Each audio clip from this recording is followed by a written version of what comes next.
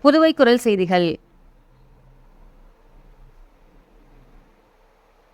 கோட்டக்குப்பம் கோட்டைமேடு பகுதியில் நீர் ஓடையில் ஆக்கிரமித்து கட்டப்படும் கழிவறை கட்டிடத்தை அகற்றக் கோரி தமிழக முதல்வருக்கு கிராம பஞ்சாயத்து மனு அளித்துள்ளனர்.